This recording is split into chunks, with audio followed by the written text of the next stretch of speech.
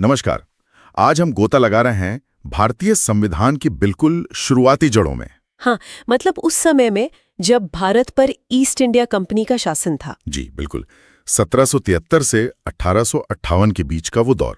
हमारे पास भारतीय संविधान, कंपनी शासन का विकास से जुड़े कुछ जरूरी दस्तावेज भी हैं। और हमारा मकसद ये देखना है कि कैसे ब्रिटिश संसद ने जो कानून बनाए थे उस वक्त, जिनका शायद मकसद तो कुछ और ही था। हाँ, पर उन्होंने अनजाने में भारत के भविष्य के शासन की, कह सकते हैं, एक कच्ची रूपरेखा तैयार कर दी। चलिए खोलते हैं इस कहानी को। बड़ा दिलचस्प है सोचना कि लगभग 200 साल पुराने फैसले आज भी कैसे गूंजते हैं। बिल्कुल, और ये सिर्फ इतिहास का पाठ नहीं है। ये समझना जरूरी है कि कैसे एक ट्रेडिंग कंपनी को कंट्रोल करने की कोशिशों ने अनजाने में ही सही भारत की संवैधानिक व्यवस्था की पहली ईंटें रख दी। हाँ, मतलब इरादा तो नियंत्रण का था, पर नतीजा कुछ और भी निकल गया। एग्जैक्टली। तो शुरुआत करते हैं 1773 के रेगुलेटिंग एक्ट से। हाँ, ये पहला बड़ा कदम माना जाता है ना। हाँ, ब्रिटिश संसद का कंपनी के मामलों को रेगुलेट करने का पहला सीरियस एफर्ट था ये। इसमें बंगाल के गवर्नर को गवर्नर जनरल ऑफ बंगाल बना दिया गया। हाँ, वॉरेन हेस्टिंग्स पहले थे। और उनकी मदद के लिए एक एग्जीक्यूटिव काउंसिल, मतलब एक कार्यकारिणी परिषद भी बनाई गई। हाँ, जो उनको सलाह भी दे और थोड़ा उन पर कह सकते हैं अंकुश भी रखे। बिल्कुल। और साथ ही कलकत्ता में एक सुप्रीम कोर्ट की भी स्थापना हुई। अच्छा, तो ये जरूरत क्यों पड़ी थी वैसे? देखिए, कंपनी के जो अधिकारी थे वो काफी बेलगाम हो रहे थे। अच्छा। भ्रष्टाचार बहुत बढ़ गया था। हाँ। तो ब्रिटिश संसद को लगा कि भाई अब लगाम कसनी पड़ेगी। समझ गया। यहीं से वो एक सेंट्रलाइज्ड, एक केंद्रीकृत व्यवस्था की नींव पड़नी शुरू हुई, जिसका कुछ रूप हमें आजाद भारत के ढांचे में भी बाद में दिखाई देता है। हालांकि तब मकसद सिर्फ कंपनी पर काबू पाना था। हाँ, उस वक्त तो वही था। सही कहा। फिर आया 1784 का पिट्स इंडिया एक्ट। इसने क्या किया? इसने तो कंपनी के जो राजनीतिक काम थे और जो व्यापारिक काम थे उनको बिल्कुल अलग अलग कर दिया। अच्छा, सेपरेशन कर दिया। हाँ, और इंग्लैंड में एक बोर्ड ऑफ कंट्रोल बनाया गया। बोर्ड ऑफ कंट्रोल, इसका क्या काम था? इसका काम था कंपनी के सारे राजनीतिक और प्रशासनिक मामलों पर नजर रखना। मतलब ब्रिटिश सरकार का सीधा कंट्रोल और बढ़ गया। तो ये एक तरह की दोहरी सरकार जैसी हो गई। हाँ, कह सकते हैं। कंपनी चला रही थी दिन प्रतिदिन का काम, पर ऊपर बोर्ड ऑफ कंट्रोल की निगरानी थी। ये शासन और व्यापार का बंटवारा आगे चलकर बहुत महत्वपूर्ण साबित हुआ। इसके बाद फिर चार्टर एक्ट्स का सिलसिला शुरू हुआ। ये क्या थे? ये वो कानून थे जो ब्रिटिश संसद लाती थी। अक्सर हर 20 साल में कंपनी के चार्टर यानी उसके अधिकार पत्र को रिन्यू करने के लिए, और साथ ही उसके कामकाज की समीक्षा भी होती थी।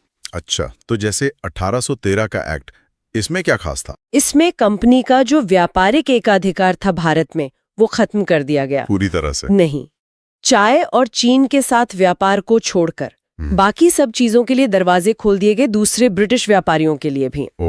और इसी कानून ने ईसाई मिशनरियों को भारत आने की इजाजत दी। हाँ, और पश्चिमी शिक्षा के प्रसार का रास्ता भी यहीं से खुला।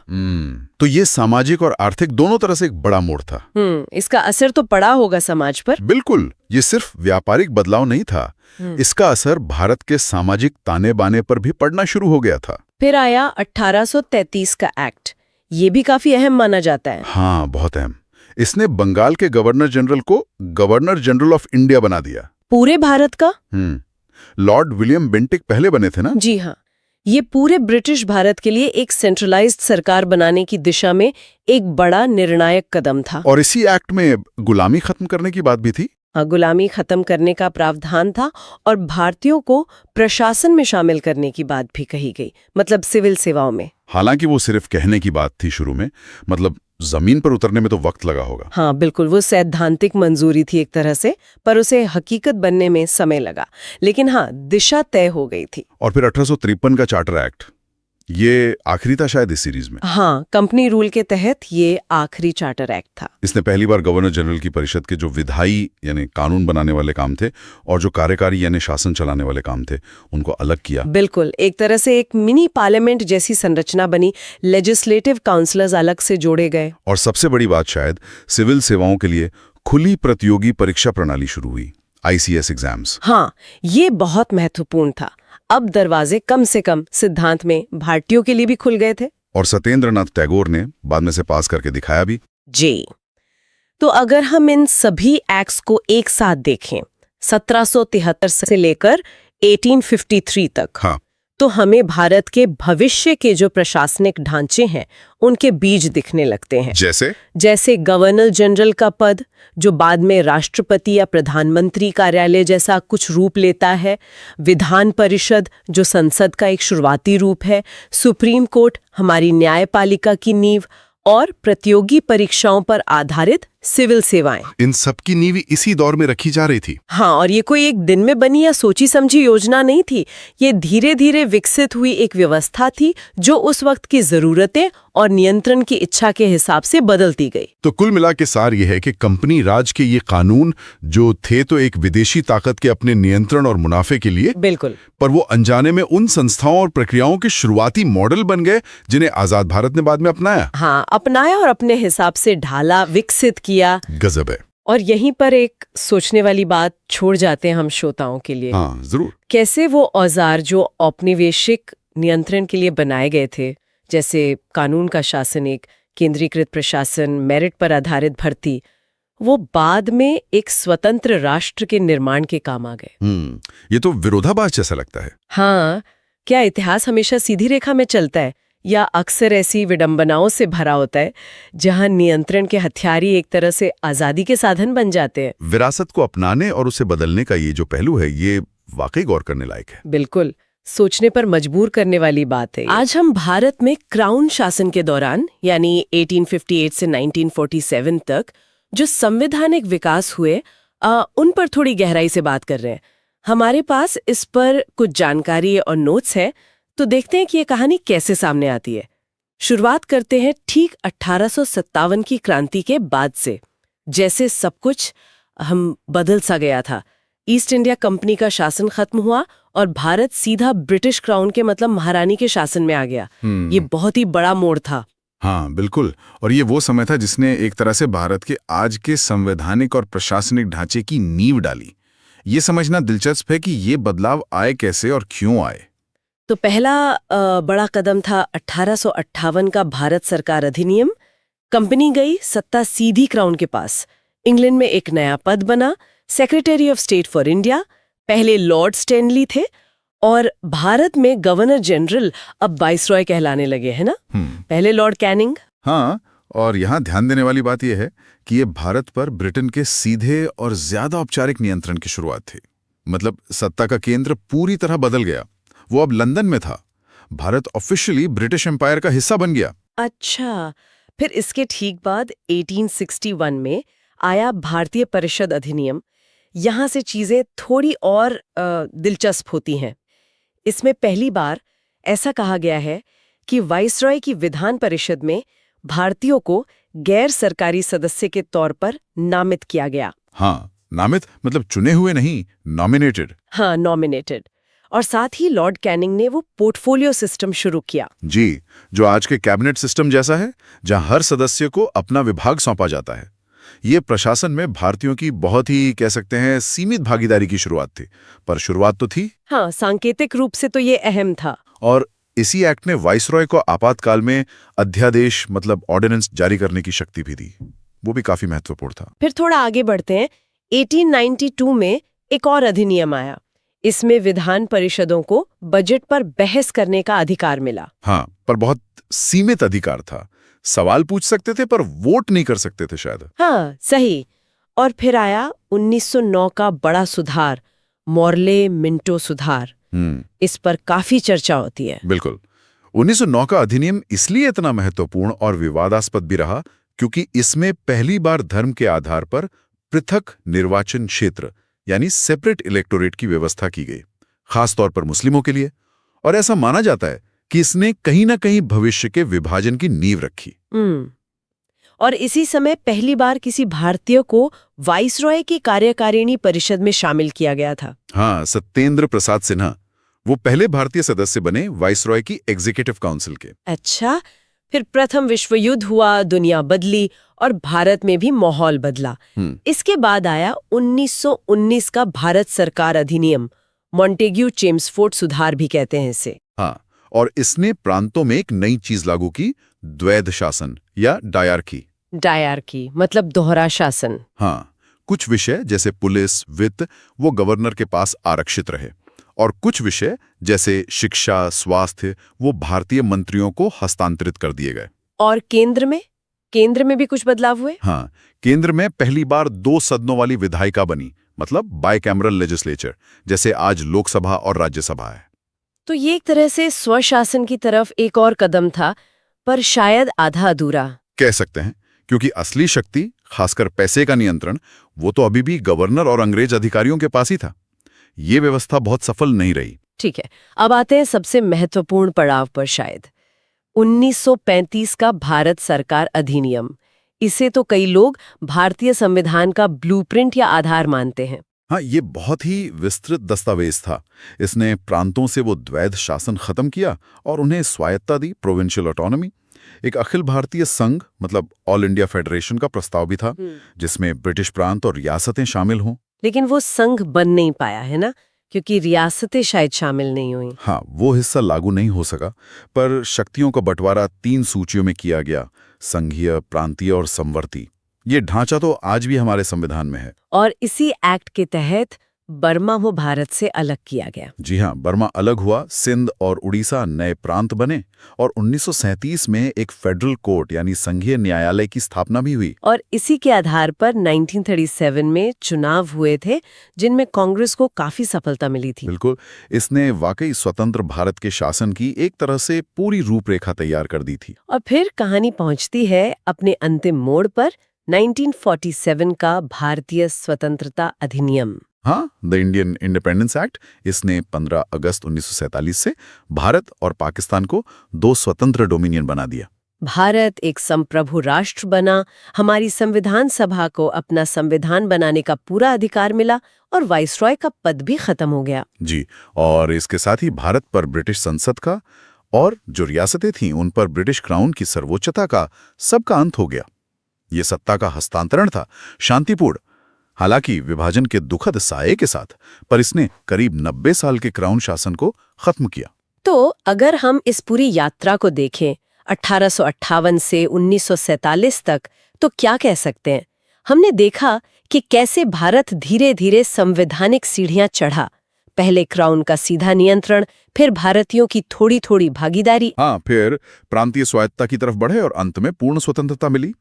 ये एक्ट सिर्फ कानूनी कागजात नहीं थे, वे उस समय के भारत के राजनीतिक विकास, बढ़ती हुई राष्ट्रीय चेतना, स्वशासन की मांग और उन जटिल परिस्थितियों का आईना थे। हर अधिनियम ने पिछले वाले की नींव पर कुछ नया बनाने की कोशिश की, भले ही वो कोशिश हमेशा पूरी तरह कामयाब ना हुई हो। इस पूरी चर्चा के बाद एक विचार मन में आता है, ये सारे बदलाव कानून और प्रशासन के ऊंचे स्तर पर हो रहे थे, लेकिन उस दौर में जो आम भारतीय था, उसके रोजमर्रा के जीवन पर, उसकी आशाओं पर इन सब संवैधानिक बदलावों का सीधा महसूस होने वाला असर क्या पड़ रहा होगा? ये सोचने वाली बात है। ये शायद इतिहास को देखने का एक अलग, ज्यादा जमीनी नजरिया है।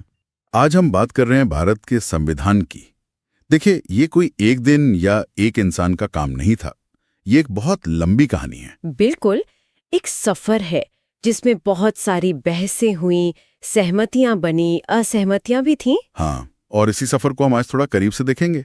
हमारे पास जो स्रोत सामग्री है, संविधान निर्माण, यात्रा और समितियां, उसी के आधार पर हम ये समझने की कोशिश करेंगे कि ये सब हुआ कैसे।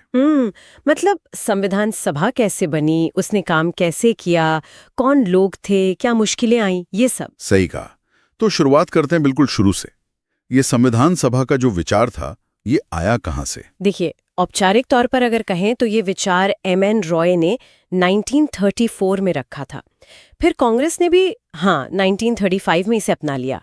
पर असल में जो गठन हुआ ना, वो 1946 की कैबिनेट मिशन योजना के तहत हुआ। अच्छा, कैबिनेट मिशन योजना। और इसके सदस्य, मतलब कौन लोग थे इसमें, कैसे चुने गए थे? ये बड़ा दिलचस्प है। सीधे जनता ने नहीं चुना था। ओह। हाँ, ये अप्रत्यक्ष चुनाव था। जो प्रांतीय विधानसभाएं थी ना, उनके सदस्यों ने इनको चुना था। अच्छा। और शुरू में तो आप देखिए 389 सदस्य तय हुए थे।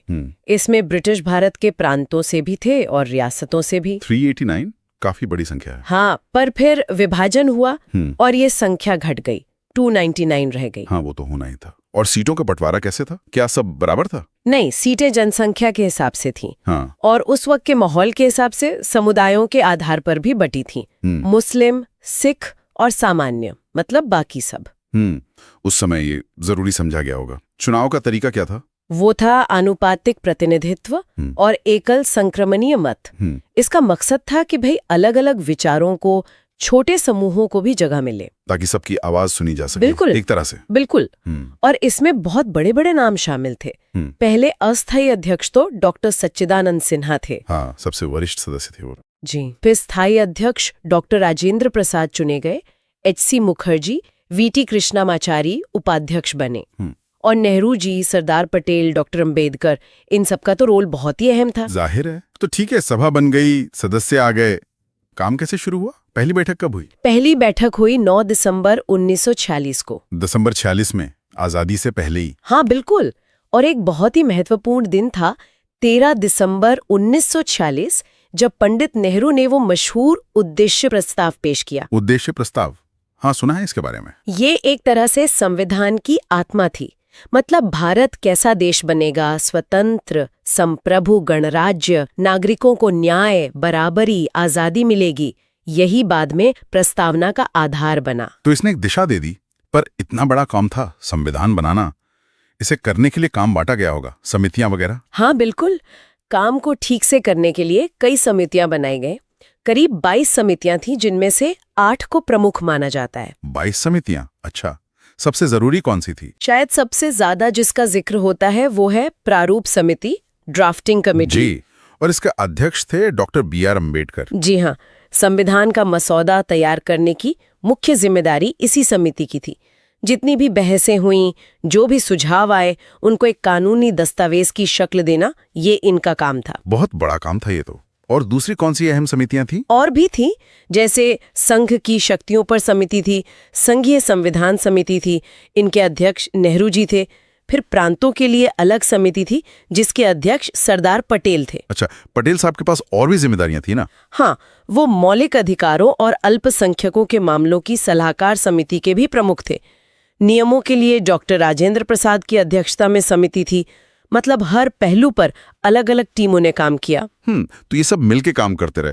कितना समय लगा इस पूरे काम में? काफी समय लगा, 2 साल 11 महीने और 18 दिन। बाप रे, लगभग 3 साल। हाँ, और इस दौरान 11 सत्र हुए, जिनमें कुल 165 दिन बैठकें चलीं। काफी मेहनत हुई, खर्चा भी हुआ उस समय के हिसाब से करीब 64 लाख रुपए। 64 लाख? और ये तैयार कब हुआ, मतलब कब अपनाया गया? इसे संविधान सभा ने 26 नवंबर 1949 को स्वीकार कर लिया, अंगीकार कर लिया। 26 नवंबर 1949, इसीलिए हम इस दिन को संविधान दिवस के रूप में मनाते हैं। बिल्कुल, लेकिन लागू करने के लिए एक खास तारीख चुनी गई, 26 जनवरी 1950। हाँ, गणतंत्र दिवस। इस तारीख का क्या कनेक्शन था? इसका एक ऐतिहासिक महत्व है। 1930 में इसी दिन 26 जनवरी को कांग्रेस ने रावी नदी के किनारे पूर्ण स्वराज का संकल्प लिया था। अच्छा, पूर्ण स्वराज दिवस। जी, उसी की याद में ये तारीख चुनी गई और भारत एक गणराज्य बना। ये तो हुई पूरी कहानी, पर क्या सब कुछ इतना सीधा साधा था? कोई आलोचना, कोई सवाल नहीं उठे इस पूरी प्रक्रिया पर? हमारे स्रोत में इसका जिक्र है। हाँ, आलोचनाएं भी हुई और उन्हें जानना भी जरूरी है। एक बड़ी आलोचना ये थी कि भाई सदस्य तो सीधे जनता से चुनकर आए नहीं थे। हाँ, वो अप्रत्यक्ष चुनाव वाली बात। तो ये कहा गया कि ये पूरी तरह से प्रतिनिधि संस्था नहीं थी। कुछ लोगों ने ये भी कहा कि इसमें समय बहुत लगा और पैसा भी बहुत खर्च हुआ। और कुछ? एक और बात उठाई गई कि इस पर बाहरी प्रभाव बहुत है। मतलब दूसरे देशों के संविधानों की नकल है, खासकर 1935 के गवर्नमेंट ऑफ इंडिया एक्ट की मौलिकता कम है। अच्छा, ये भी एक नजरिया था। हाँ, और ये भी कहा गया कि इसमें वकीलों का दबदबा बहुत था, जिसके कारण भाषा बहुत मुश्किल हो गई, आम आदमी के लिए समझना कठिन है। और शायद कांग्रेस के बहुमत पर भी सवाल उठे होंगे। बिल्कुल, क्योंकि कांग्रेस के सदस्य बहुत ज्यादा थे, तो कुछ ने इसे एक पार्टी का शो तक कह दिया। तो ये कुछ मुख्य आलोचनाएं थीं। ये जानना भी जरूरी है कि इतने बड़े काम की समीक्षा तो होती ही है। हाँ, और इन आलोचनाओं में कुछ बातें सोचने लायक भी हैं, लेकिन हमें उस वक्त के हालात को भी ध्यान में रखना होगा। ये बहुत मुश्किल काम था जिसे उन्होंने पूरा किया। संविधान की प्रस्तावना यानी प्रियम्बल, इस पर थोड़ी बात करेंगे। हाँ बिल्कुल, इसे अक्सर संविधान की आत्मा भी कहते हैं, है ना? हाँ बिल्कुल, उसका परिचय पत्र। और ये जानना वाकई दिलचस्प है कि इतने कम शब्दों में इतनी गहराई कैसे है। सही बात है। शुरुआत ही होती है हम भारत के लोग से। ये सिर्फ कुछ शब्द नहीं है। नहीं, ये एक तरह से ऐलान है। हाँ, ये ऐलान है कि संविधान की सारी शक्ति वो जनता से आती है, पॉपुलर सॉवरेंटी जिसे कहते हैं। तो आज हमारा मकसद यही है कि इस प्रस्तावना के जरिए समझें कि भारत का सपना क्या है, इसके मूल विचार क्या हैं। चलिए देखते हैं। तो प्रस्तावना बताती है कि भारत कैसा देश होगा। इसमें कुछ बहुत दमदार शब्द हैं। पहला, संपूर्ण प्रभुत्व संपन्न, सॉवरन। हाँ, इसका मतलब सीधा है कि भारत अपने फैसले चाहे अंदरूनी हो या बाहरी वो खुद लेगा। बिल्कुल, किसी और देश का कोई दबाव नहीं, पूरी तरह आजाद। एकदम। फिर आता है समाजवादी, सोशलिस्ट। यस। ये शब्द दिखाता है कि लक्ष्य आर्थिक और सामाजिक बराबरी का है। हाँ, समानता लाना। और इसके ठीक बाद है पंथ निरपेक्ष, सेक्युलर। सेक्युलर मतलब राज्य यानी सरकार, उसका अपना कोई खास धर्म नहीं होगा। नहीं होगा। वो सभी धर्मों को बराबर देखेगा, सम्मान देगा। और नागरिकों को पूरी आजादी होगी अपना धर्म मानने की। यहीं पर एक जरूरी बात है शायद। हाँ बिल्कुल, बात यह है कि ये जो दो शब्द है समाजवादी और पंथ निरपेक्ष, ये शुरू से प्रस्तावना में नहीं थे। अच्छा। हाँ, इन्हें 1976 में 42वें संविधान संशोधन के जरिए जोड़ा गया था। और इसी संशोधन ने राष्ट्र की एकता के साथ और अखंडता शब्द भी जोड़ा था। राष्ट्र की एकता और अखंडता। अच्छा। तो ये बाद में जोड़े गए। ये तो काफी रोचक बात है। क्या उस वक्त इनको लेकर काफी बहस हुई थी? क्योंकि आजकल भी इन पर काफी चर्चा होती है। हाँ देखिए, बहस तो हुई थी। ये शब्द जोड़ना उस समय के राजनीतिक माहौल का भी हिस्सा था और इस पर अलग अलग विचार थे और आज भी है। कुछ मानते हैं कि ये संविधान के मूल भाव को और स्पष्ट करते हैं, कुछ को लगता है कि ये राजनीतिक ज्यादा थे। बहस तो चलती रहती है इस पर। समझ गया। खैर, आगे बढ़ते हैं। प्रस्तावना में लोकतंत्र यानी डेमोक्रेटिक और गणराज्य यानी रिपब्लिक शब्द भी हैं। हाँ, लोकतंत्र यानी जनता का शासन। जनता का, जनता के लिए, जनता द्वारा शासन। और गणराज्य मतलब देश का जो मुखिया है, राष्ट्रपति, वो चुना हुआ होगा, वंश के आधार पर नहीं। हाँ, ये हमारे लिए आजकल बहुत सामान्य लगता है, पर ये बड़ी बात है। दुनिया में हर जगह ऐसा नहीं है। बिल्कुल नहीं। ये शब्द भारत की राजनीतिक व्यवस्था की नींव है। लेकिन प्रस्तावना सिर्फ ये नहीं बताती कि भारत क्या है। अच्छा। बल्कि ये भी कि भारत क्या हासिल करना चाहता है। इसके 4 मुख्य उद्देश्य हैं। हाँ, उद्देश्य पहला है न्याय, जस्टिस। और ये सिर्फ कानूनी न्याय नहीं है ना? नहीं, बिल्कुल नहीं। ये सामाजिक, आर्थिक और राजनीतिक न्याय की बात करता है। मतलब समाज में भेदभाव ना हो, सबको आर्थिक मौके मिले और राजनीति में सबकी आवाज हो। बिल्कुल। फिर दूसरा उद्देश्य है स्वतंत्रता, लिबर्टी। सोचने की, बोलने की आजादी, अपना विश्वास, धर्म चुनने की, पूजा करने की आजादी। ये तो बहुत अहम है। व्यक्तिगत स्वतंत्रता की गारंटी। तीसरा है समानता, इक्वालिटी। कानून के सामने सब बराबर और सबको आगे बढ़ने के बराबर मौके मिले। हाँ, किसी के साथ जाति, धर्म, लिंग, जन्मस्थान के आधार पर कोई भेदभाव न हो। और चौथा और शायद सबसे अहम, बंधुता, फ्रेटर्निटी, भाईचारा। इसका मकसद क्या है? इसका मकसद है हर व्यक्ति की गरिमा बनी रहे, उसका सम्मान हो और साथ ही देश की एकता और अखंडता मजबूत हो। ये सब मिलकर एक बेहतर समाज बनाने का सपना दिखाते हैं। ये सुनने में तो बहुत ऊंचे आदर्श लगते हैं, मतलब बहुत महान विचार है। लेकिन सवाल उठता है कि क्या ये सिर्फ खूबसूरत शब्द है या इनका कोई कानूनी वजन भी है? ये बहुत ही महत्वपूर्ण सवाल है। शुरुआत में थोड़ी स्पष्टता नहीं थी इस पर, लेकिन 1973 में एक बहुत मशहूर केस हुआ, केशवानंद भारती मामला। हाँ, सुना है इसके बारे में। उस मामले में सुप्रीम कोर्ट ने साफ कर दिया। कोर्ट ने कहा कि प्रस्तावना संविधान का एक अभिन्न अंग है, इंटेग्रल पार्ट। अच्छा। इतना ही नहीं, कोर्ट ने यह भी कहा कि ये संविधान की व्याख्या करने में एक गाइड की तरह है। ये संविधान का वो बुनियादी ढांचा है, बेसिक स्ट्रक्चर, जिसे संसद भी आसानी से बदल नहीं सकती। ये हमारे संविधान निर्माताओं के इरादे, उनका दर्शन बताती है। वाह, मतलब ये सिर्फ एक परिचय नहीं बल्कि संविधान की नींव का पत्थर है एक तरह से। बिल्कुल। लेकिन फिर भी आलोचनाएं तो होती होंगी इसकी, हर चीज की होती हैं। हाँ, आलोचनाएं भी हैं। एक मुख्य आलोचना ये है कि प्रस्तावना कानूनी तौर पर सीधे लागू करने योग्य नहीं है। नॉन जस्टिशिएबल कहते हैं इसे। मतलब आप सिर्फ प्रस्तावना के आधार पर कोर्ट जाकर कोई केस नहीं लड़ सकते कि मुझे ये अधिकार नहीं मिला। अच्छा, तो कुछ लोग इसे महज एक नैतिक घोषणा या एक राजनीतिक घोषणा पत्र मान लेते हैं। और जैसा हमने पहले बात की, वो जो 42वें संशोधन से शब्द जोड़े गए, समाजवादी, पंथ निरपेक्ष, उन पर आज भी बहस होती है। हाँ, होती है। आलोचक सवाल उठाते हैं कि क्या ये शब्द भारत की जमीनी हकीकत से मेल खाते थे या क्या इन्हें जोड़ने से संविधान का मूल चरित्र बदला। और कुछ का ये भी मानना है कि न्याय, समानता जैसे आदर्श ये काफी बड़े और अमूर्त हैं, इन्हें असलियत में उतारना बहुत मुश्किल काम है। हाँ, ये बात भी सोचने वाली है। इतने बड़े और विविध देश में इन ऊंचे आदर्शों को पूरी तरह से लागू करना, ये वाकई एक बहुत बड़ी चुनौती है। बिल्कुल। लेकिन इन सारी बहसों और आलोचनाओं के बावजूद मुझे लगता है कि प्रस्तावना की अहमियत कम नहीं होती है। ये उन मूल्यों का प्रतीक है जिन पर हम एक देश के तौर पर खड़े होना चाहते हैं, है ना? सही कहा आपने। ये एक दिशा दिखाती है, एक वादा है जो हमने, भारत के लोगों ने खुद से किया है। एकदम सही। ये एक लक्ष्य है, एक निरंतर चलने वाला प्रयास है। और शायद यहीं से हमें आज के लिए एक आखिरी सवाल मिलता है सोचने के लिए। क्या सवाल? यही कि प्रस्तावना में जो ये महान आदर्श लिखे हैं, न्याय, स्वतंत्रता, समानता, बंधुता, ये आज हमारी असल जिंदगी में, हमारे समाज में कितने नजर आते हैं, कितने साकार हो पाए हैं। ये वाकई सोचने वाली बात है।